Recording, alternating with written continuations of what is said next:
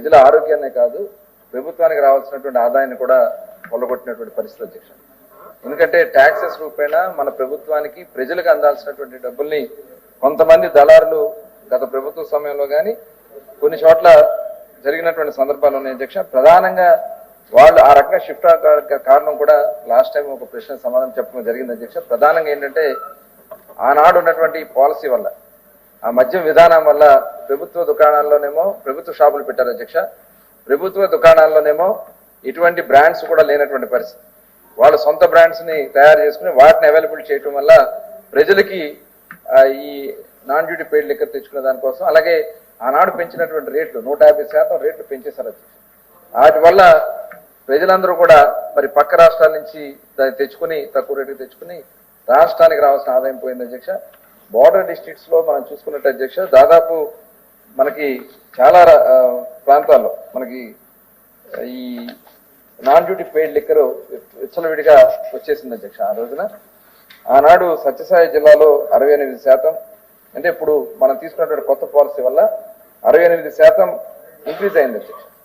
అట్లాగే చిత్తూరు జిల్లాలో 57%, అల్లూరు జిల్లాలో 54%, అనంతపురంలో 58%, శ్రీకాకుళం జిల్లాలో 16% అమ్మకాలు పెరిగినాయి అధ్యక్ష.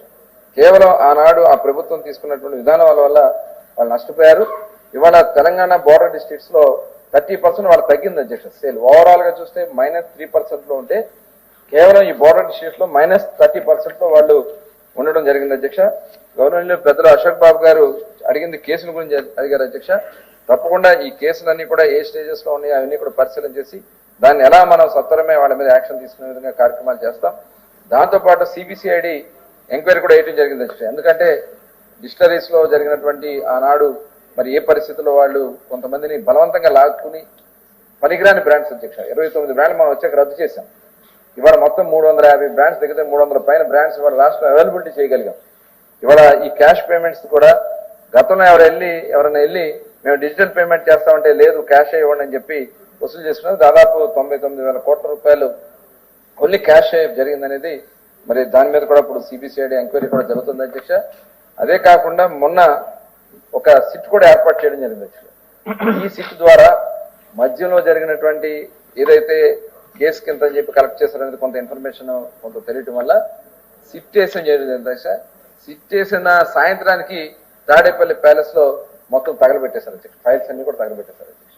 అంటే ఇందులో ఎంతమంది ఇన్వాల్వ్ అయ్యన్నారు, ఎంత పెద్దలు ఇన్వాల్వ్ అయ్యారన్నారు దానికి ఇదే ఒక నిదర్శనం అధ్యక్ష. ఎట్టి పరిస్థితుల్లో కూడా ప్రభుత్వం చాలా సీరియస్ గా ఉంది. మైను, శాండ్, ల్యాండ్ ఇలాంటి ఏదైతే ప్రధానమైనటువంటి ప్రభుత్వంలో ఏదైతే దోపిడీ చేస్తారో అవన్నీ కూడా ఉన్నాయి అధ్యక్ష.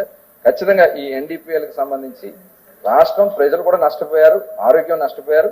ఇవాళ దాని మీద సీరియస్ గా మేము సిబిసిఐడి ఎంక్వైరీ చేస్తున్నాం. వాళ్ళని ఎవరైనా సరే ఎంతటి వాళ్ళైనా సరే చర్యలు తీసుకోవడం జరుగుతుంది.